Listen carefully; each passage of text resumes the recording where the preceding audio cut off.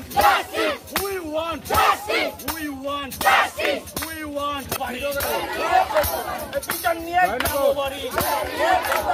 justice for Kipakali. একদিকে Kalyani GNM হাসপাতালে ময়নাতদন্তের পর জয়নগরের কিপাখালীর উদ্দেশ্যে রওনা দিয়েছে নাবালিকা ছাত্রীর নিষ্প্রাণ দেহ।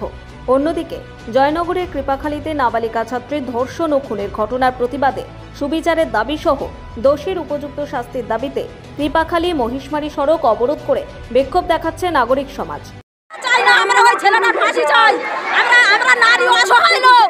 আমরা পুলিশের কাছে গেলে বলবে টাকা দাও, মুরগি দাও, তারপর আমরা তোমাদের যাবো না। তো 1000 টাকা দাও, 500 টাকা দাও, তারপর পুলিশ আসবে। যেদিন আমরা দিতে পারি পুলিশ আসবে না বিচার করতে।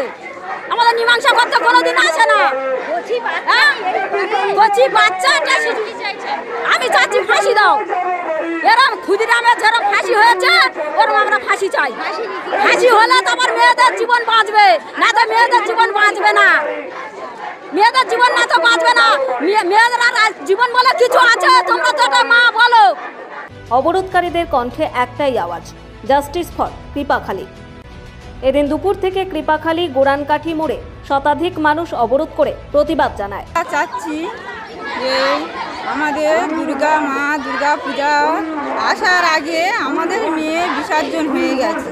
তাহলে আমরা এই নারীরা আমরা যে আমাদের মেয়ের বিসর্জন হয়ে গেছে, আমাদের এই বিচার চাই, আমাদের মেয়ের বিচার চাই।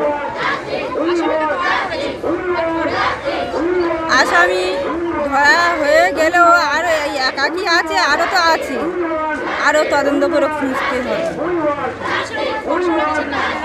না ভরসা নেই। ভরসা থাকলে আর আমাদের মেয়ে সন্ধ্যে 5টার সময় নিতে হয়ে গেছে, তার আগে যদি বা খুঁজতো মারা যেত না।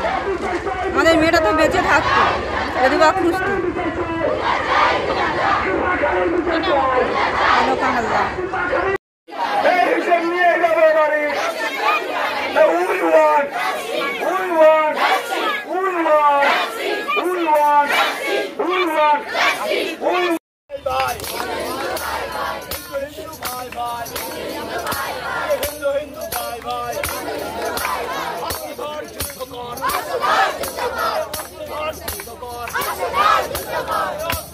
জয়নগর থেকে লতা পুরকাইতের রিপোর্ট, নিউজ দিগন্ত বার্তা।